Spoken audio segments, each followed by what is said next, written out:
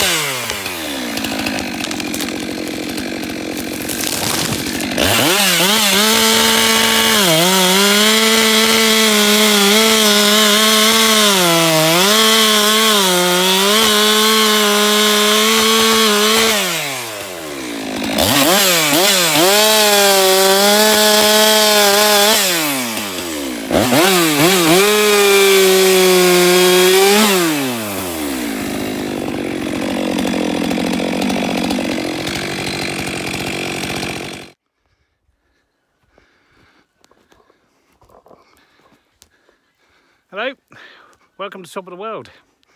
We're back on this job. Remember this job? Remember this really heavy leaner, which was the only one that was left? Well, I didn't video it this morning. This is the one behind this little log cabin. And that's it there. and that was leaning to the cabin and back this way. So yeah, difficult one. Have I lost some sleep over that one? Yeah, a few minutes.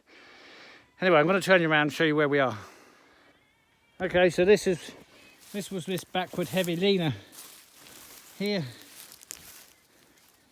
I've gone 1/3 in the front. I left 15% holding wood there, and then I wedged heavily from behind. I was going to try the old rip down the side there to see if I could make it twist, but I didn't. And she's gone down nicely and I've stripped it. So we got a few birch down over there to haul out. We've got the tractor with us today, obviously for loading. And I've limbed this and cut them into 6 metre lengths. It's got a little bit of a twist in it there, but it's going to be some good timber. So you've seen all the hauling and the dragging before.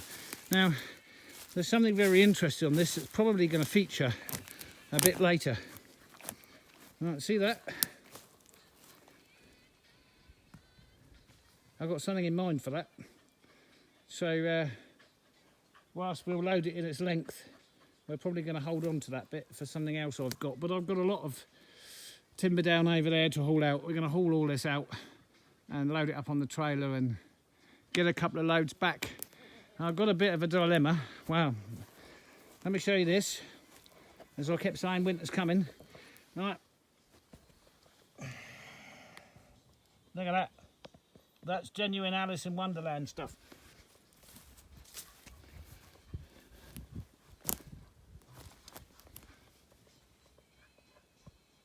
How amazing are they?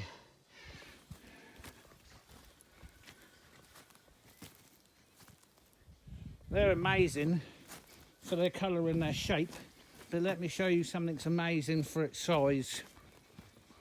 And we've got the Land Cruiser with us this morning, obviously for hauling. Now, check these out. That silly dog, he's got his ball today.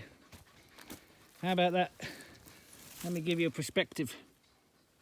Oh, that's my hand. There's another one in there. How just incredible are they? Alright, we're going to get it set up and get ready for loading. Okay, we can start to see what we're looking at here now then. I've done the cutting of the bottom of the spruces there to try and encourage the wind flow, and taken down some of the other small saplings and stuff to open it up.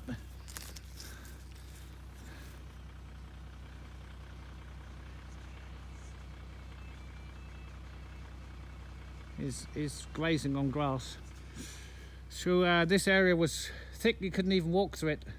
We've got a few more to pull out now, but clearing it down. I found an old structure over here. Just about everywhere I go I find old structures. Haven't found anything too interesting in it yet, but I haven't really had much of a dig through.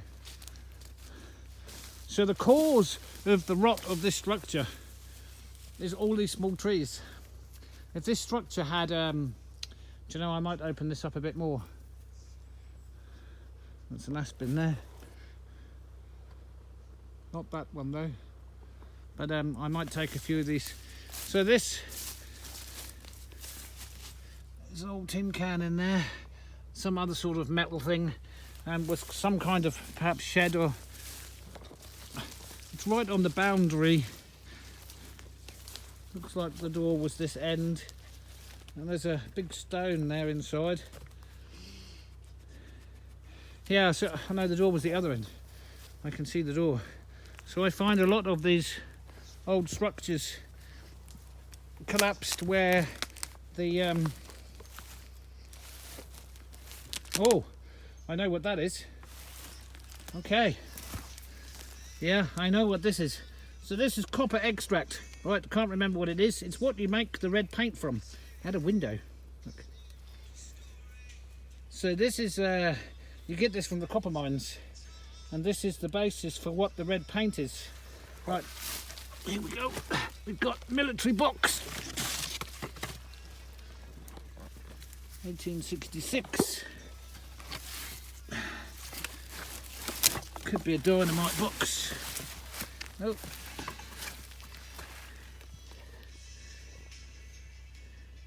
Yeah, that's an old military box that housed something. Oh, railway spikes. Okay, so there we go, shovel head. That's not a shovel, that's for ditching. And then in here we have the, look at that, the big old spikes. These have been reclaimed by the looks of it. Yeah, something tells me, looking at some of this, oh, there we go. Where's the camera? More red powder. See this? So this is copper extract, and it's what makes the red paint. So this was a maintenance shed of some sort. Something a bit out of place there. It's an insulator, ceramic insulator. Yeah, this was a maintenance shed. Buckets. Oh, shrew just disappeared out of there. Yeah, it might be interesting to dig through some more of this to see what else is in here. Yeah, fascinating. There's the old railway spikes, a ditching shovel, and copper extract. I'm not quite, I can't remember the name. But anyway, you mix this with water and it makes up the red paint that you see on all the buildings. So this was an old maintenance shed with a window at that end and a door at that end. And it's right on the boundary between this property and the property I'm working on. So, yeah. How do I know where the boundaries are? Well, firstly, they're marked, but also you can tell that this is all small stuff and this was all cropped and cut to the floor, cleared 20 years ago, maybe 15 years. There's nothing big in here at all. 15 or 20 years ago. And this is the property we're on, and you can see the size of the trees, and that shed there is right on the boundary, and there could have been a mark on this tree here. No, it's aspen. But anyway, yeah, you can see this side and this side. So here is the boundary, and that shed there backed onto the boundary. So that's a maintenance shed for that land. So chances are, because there's a maintenance shed here, there's some more structures in there. Okay, so we've taken down some of the saplings, opened this up before you could stand here, and then might have to just thin through a bit more. Before you couldn't see the cabin from here, but now you can. So we have a few small ones to pull out from here.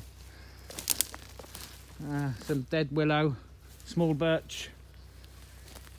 We have the large stump over here from that big back sidewards leaning one. I can make out good lumber from that. There's another tall one in there, but I don't know how good it's going to be. Yeah, that'll be all right. I'd pull that out. And I've limbed up these. They look better. They give the ground more room to breathe, and you can see it opens up. They're quite fine trees. I'm not so inclined to take them down.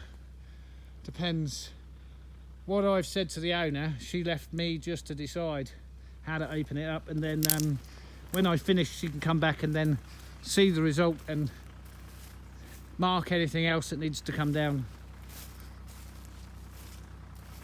So trying to cause as little damage as I can with the lightest footprint as I can, and so far so good.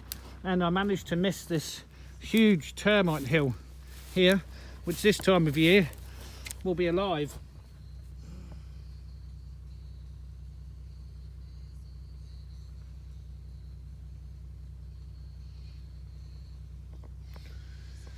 And they're collecting everything they can, and the foliage on the floor really helps them.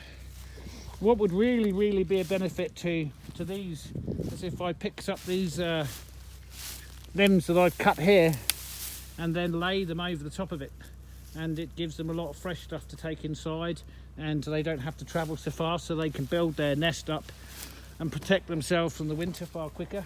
and you need these. Right, these are an absolute must. Even from here I can see them collecting stuff and trying to get that down into the hole. So yeah, they're busy right up to the first freeze now, which, judging by the weather, isn't too far away. So we'll get back to work and drag out the rest of this side, have a bit of a clean up, think about that bunch there, and then that's this side done. This side over here is done, and then we're on to all the way down this side of the property. We've done a lot down this side. That's the little road that we was hauling from before, and then there's that big tree standing on the back of the cabin's got to come down, but we're going to clear up all of this first and then onto this side. And the boundaries back here, this one here I'm going to leave. I'm going to limb this one up, but I'm going to limb this one up quite high using the tractor. I've got to make something to get this cart up off the ground. Probably going to halve some logs and put some grooves in so that I can very gently lift this up and get it up and out the ground, because the wheels are rotten, and it takes a lot to make those wheels, and there's no need. Oh, okay, well, there's no need to have these sat in the floor. There's not many of these left. So anyway, yeah, the boundary's up here, so then we're going right the way through there, and we'll limb this one up quite high, take a few limbs off of that. And I've limbed this one up, but you know, I thought I would leave this, but it's actually quite a scrabbly tree. Anyway, while we're here, I see a lot of these, an awful lot of these. I'll show you this one. So this was the old grinding stone for the axes and the knives. Really simple. This one's collapsed now, but you can see how there's a bearing bracket in this piece of wood here, and the other one there has fallen out there. And this is the grinding stone, and this would have been, this piece of tin would have been, had the water in it, and then this wheel here, that's how you turned it. And that was for sharpening the axes and the knives. If we stand back here, you can kind of see how it would have worked. And there's a lot of those, an awful lot of those. Sometimes you find more than one, but no. It's just fascinating. It's all fascinating how so much of this history here is kind of history that we would assume to be hundreds of years old. But no, actually it's very near history here. So this kind of stuff would still been in use when we had the black cab on the London streets. Fact. So yeah, there we go. Look at that. That's really starting to open up now and be very nice. Very nice. I wonder if I'm going to regret leaving that. It's such a nice looking tree. I think I have to. And oh, bless me. Oh, he's brought his ball today, so he's pestering me with his ball. Right then, let's get on and haul out the rest of the lumber on this side.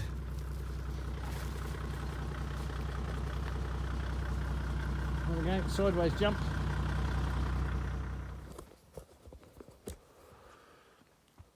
Alright, this is beginnings of the second load, and there's a mixture of milling lumber and firewood on there. So there's another big piece of birch in there I've got to get out.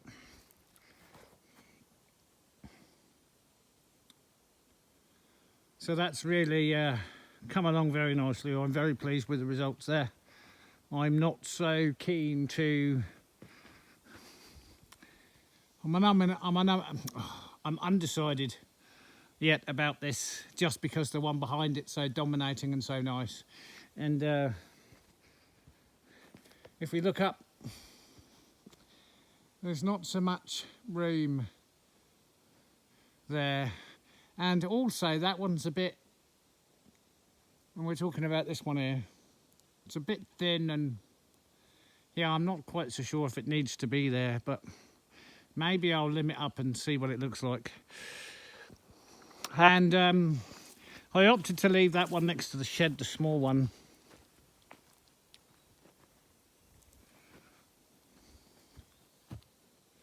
But this kind of tree right next to a structure is exactly the kind of thing that rots it out.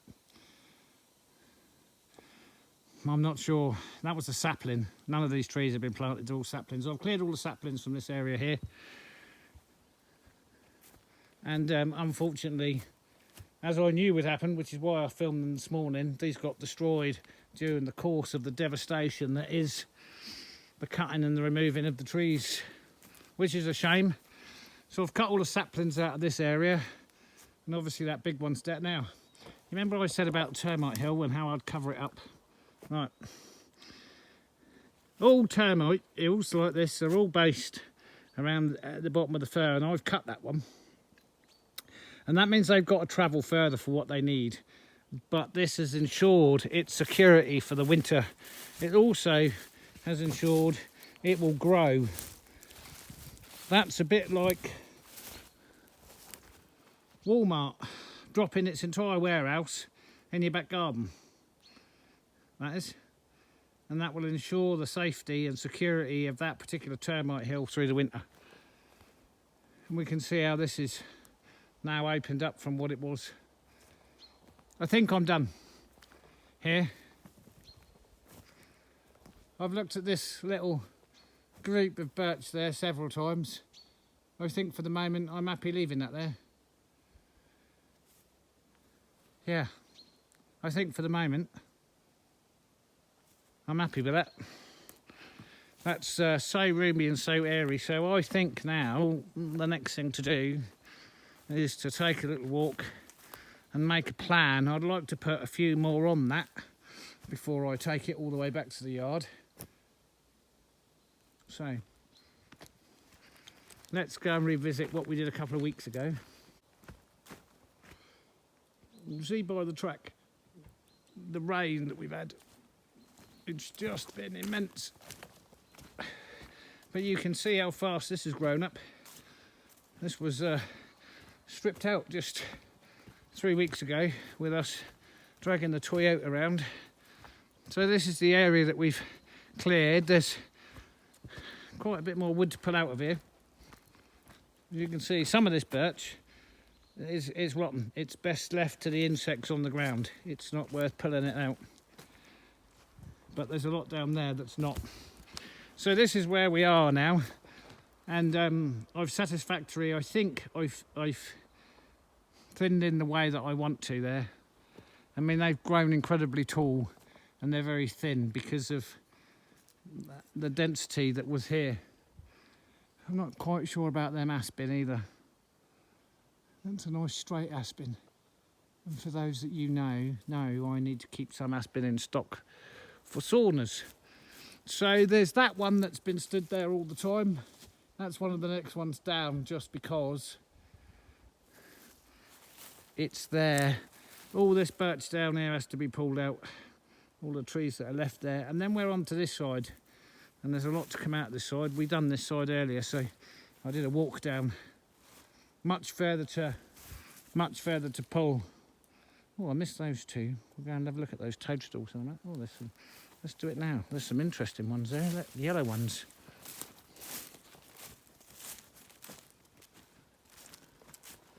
Look at those. And they're just not incredible. They're just the most amazing things. They really are. And they're everywhere. And then here, oh, these look really good to eat, don't they? Not.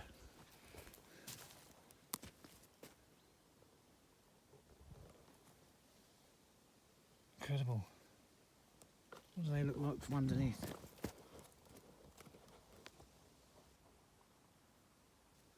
Yeah.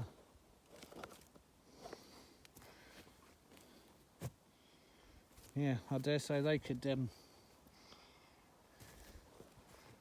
you a bit of harm.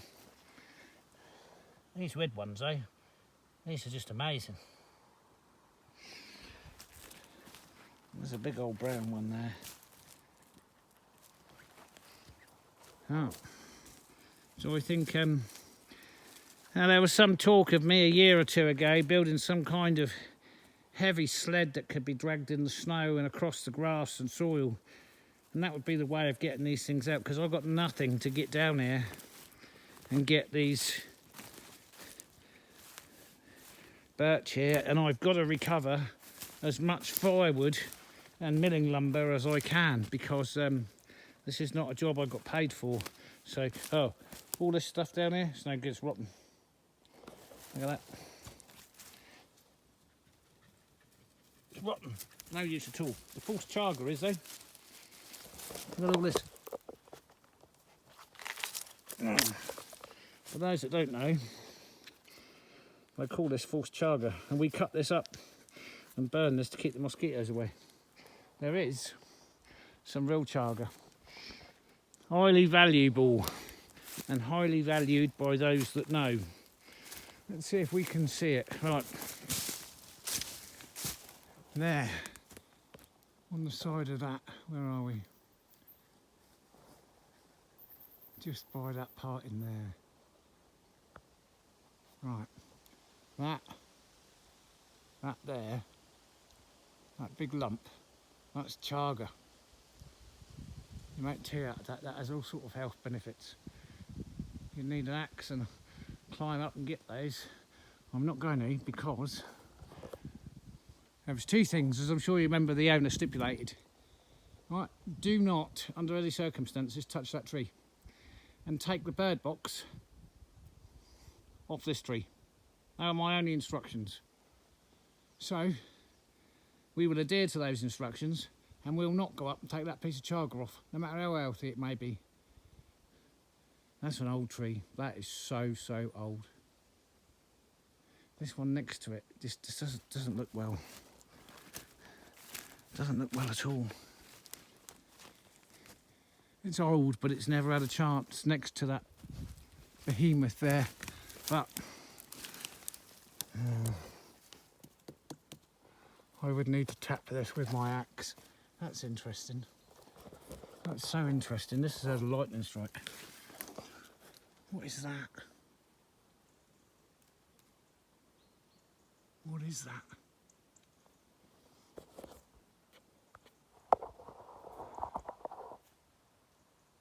What is that?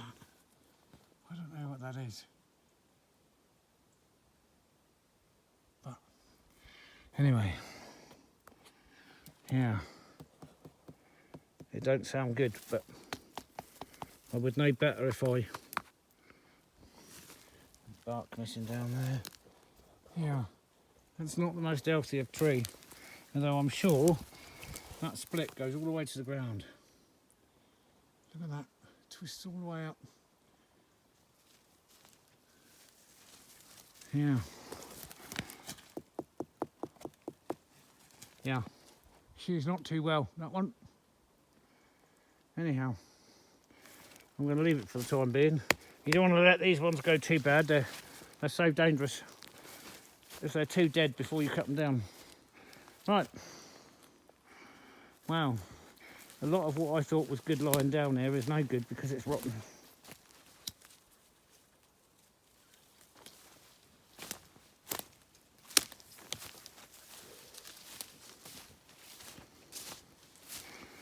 That's good. There's a few thin ones down there. That one there's good. That one obviously there's good. There's some nice, it's this kind of stuff. Right, that's good firewood that is. That's really good firewood. But it's getting it out from down here. I can't carry it. But if I had a kind of a sled that I could winch back up, then I could load it up, strap them on and get it out. But a lot of this birch, you can tell, is this is all dead. There's some good bits there. There's not a lot there then. Okay. Let's investigate what we got over here.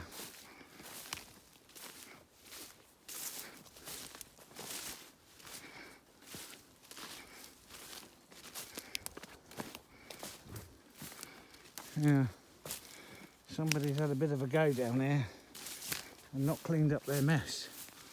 Look at this. Maybe that died and fell over. I don't know. But that's going to hinder us for sure. I'm not quite sure where the rear boundary is down here.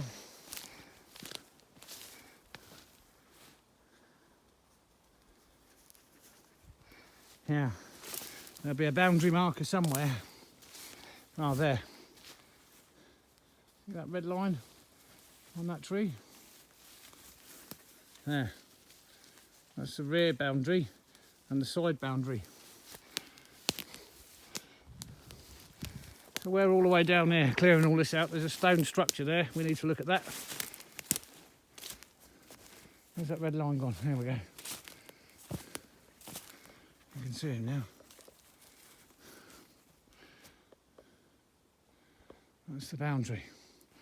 So all of this on this side needs to come out.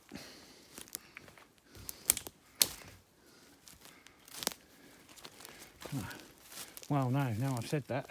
Look, there's a vertical one.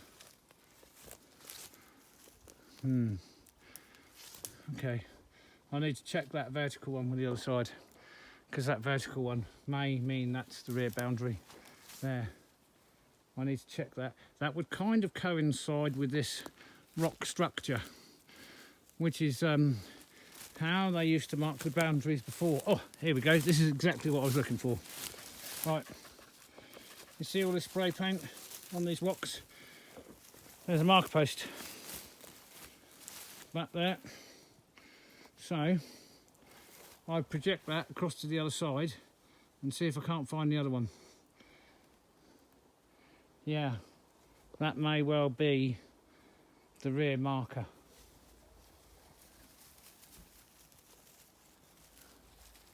Okay, looks like it. There's a set of 4. Right.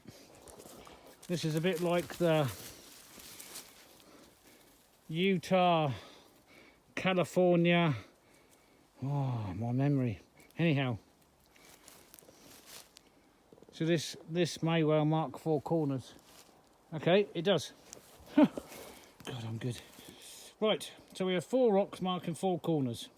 So that is the end boundary for this plot, straight through there. And a side marker for this plot being one plot, this plot being another plot. Then if we turn around, we can very clearly see a separation. This is one lot, this is another lot. This lot is semi-managed mature forest. This lot has been cleared, so we can say with some certainty this is state land. This is private land. This is a private forest owner.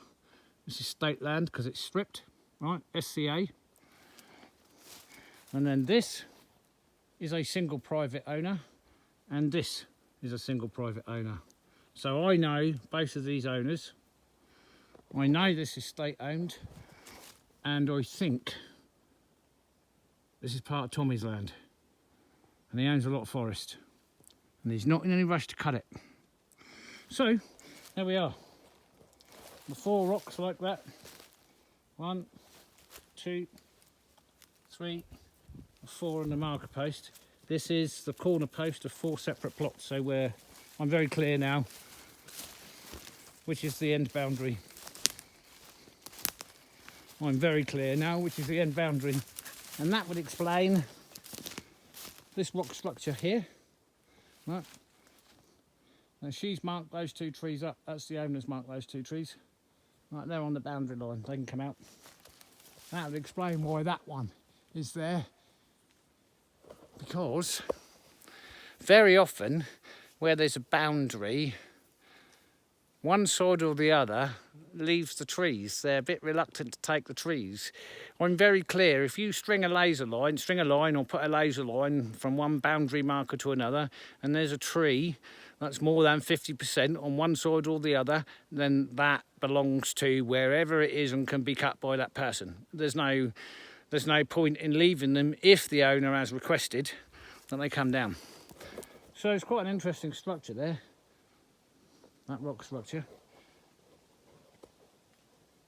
There'd have been something to that. Yeah. And that is very clearly cleaned and will be belonging to some snakes. They'll come out there and warm themselves. Oh yeah, I can see there. Yep. Anyhow, that is a right mess. One big dead saloo. So we're very clear on what we're doing. We know where the boundary is. I mean, what has gone on there? Check that out. What has happened there?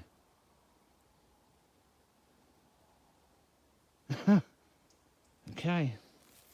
And that'll be a man that tells you he's been working in the forest 30 years. Just cut that.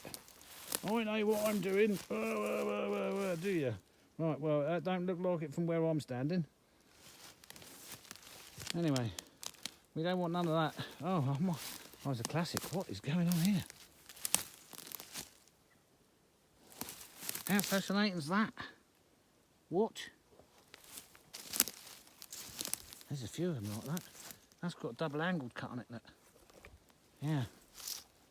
Don't think I want to be working with a man that cuts a tree like that anywhere near me. He's got no holding wood. And he's cut it from the back to the front, look. Absolutely zero control over where they went. Or any desire to practice any kind of control over where they went. Look at that. I mean, that's just not good. Okay, that's enough criticism. Too much negativity going on.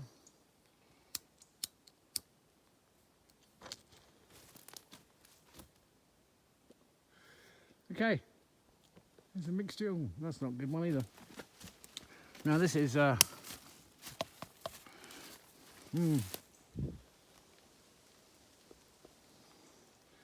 she's standing more than 200 years. That I can tell you. And that don't look good at all. Anyway, I have to be very careful when that one comes down. That's that one's going to want to hurt me. That is. And that mess in there, you've got to be a bit careful with that one. Anyway, we'll have to remember that one. I don't have my spray can. That's healthy. That one. Alright, so we've got a plan. Well, we haven't got a plan really. The plan will develop as we go along. But I think we'll start at the top and work down. And the sad thing is we've got to fall this way, which means our tops are going to be facing us when really we could do with the butts to haul them straight out through there. But nevertheless, there's a lot of wasted firewood there. And there's a big one that's snapped off, look.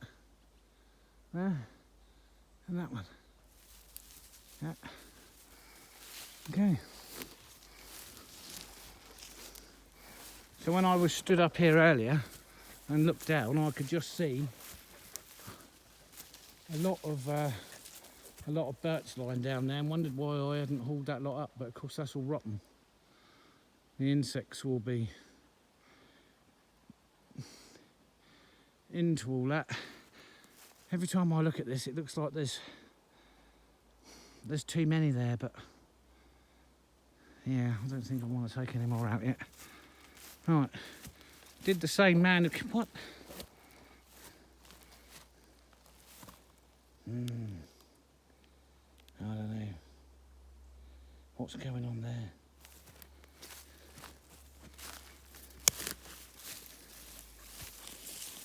So we've got a first little cut in here. I don't know what that's about. And then we've got a much, I mean there was no holding wood on that. Given its proximity to that cabin and the size of the trunk.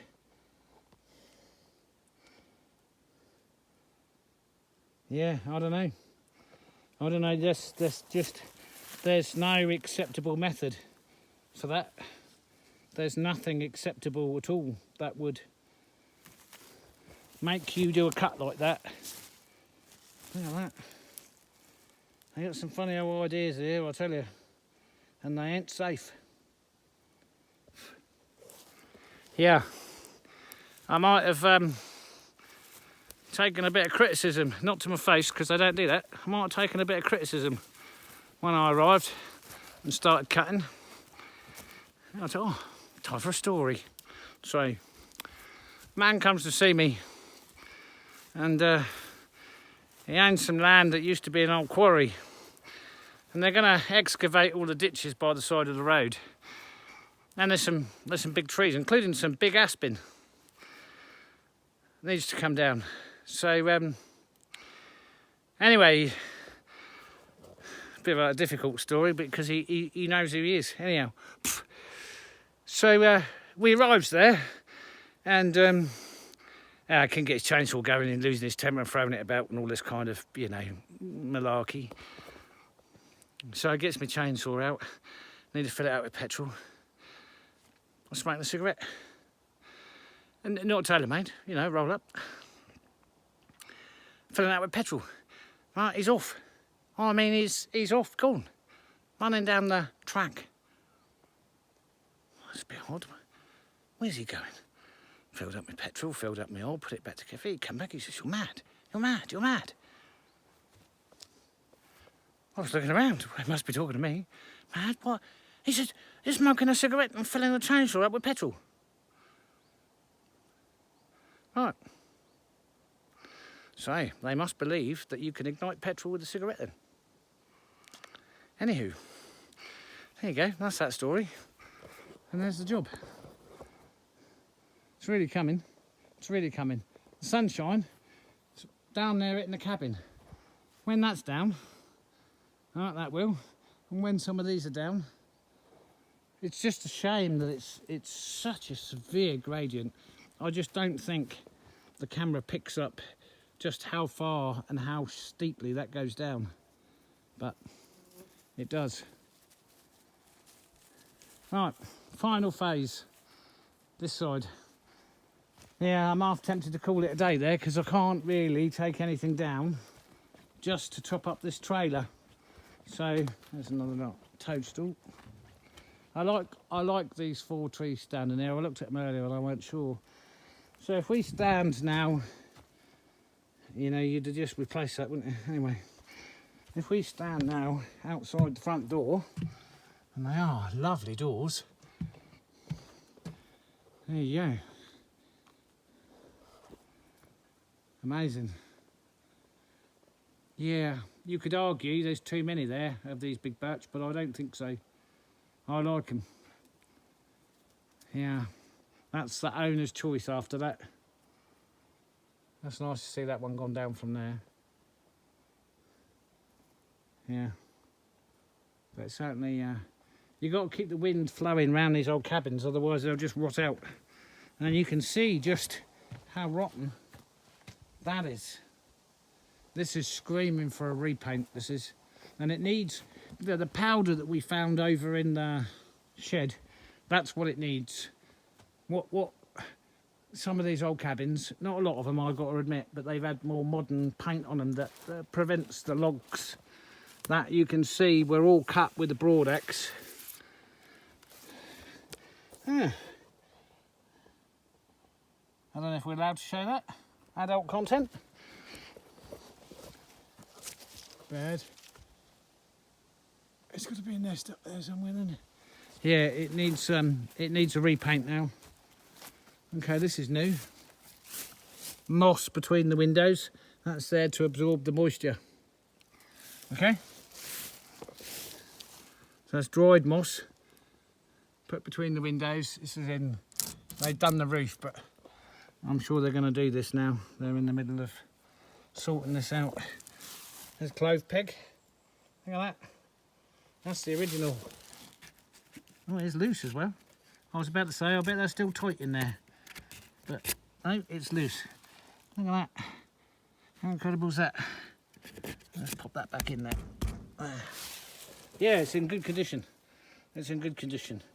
It's up on these big rocks.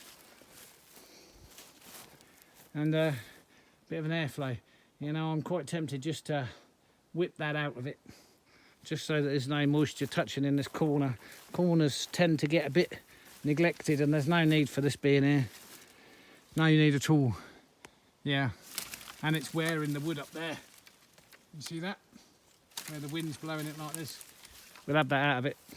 Just let this corner breathe. We've taken this one out, which was really stopping this corner to breathe. And we can see the starting of lichen on there. That's not a good thing. So, yeah, we'll get that corner to breathe and that'll preserve that. And this should be good for another 100 years. It's probably not 100 years old, this one. Well, it might be. It might be. They still did it with the broadaxe.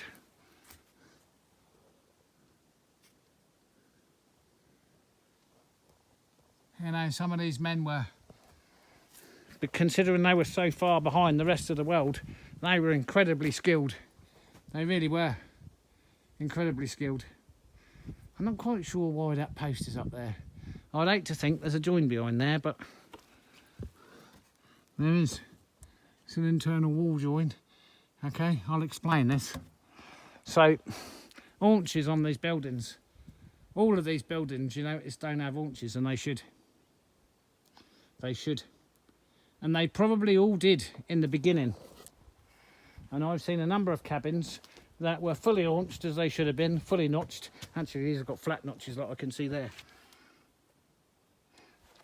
And when things got really bad and they ran out of firewood, they would cut the haunches off the buildings and then put these corner posts on. This one might actually be half notched. It's kind of, no, they're haunched. Look, I can see the, yeah, they've been cut off. Yeah, it happened quite a lot where they would get so desperate for dry wood, they would cut the haunches off the building. Well, of course, that naturally destabilises it and it wants to bow. But anyway, I haven't seen any doing that yet. So that's it. Enough rabbiting on. I'd like to have put some more on there, really. But that'll do for today. So, yeah. Thanks for watching. We'll catch you on the next one. Can you hear the dogs? Casper can hear the dogs. I think, I'm not sure, I think it's the start of moose season today. I think. Anyway, yeah, we'll just put that last bit on the floor on and that'll do us. So, thanks and goodbye.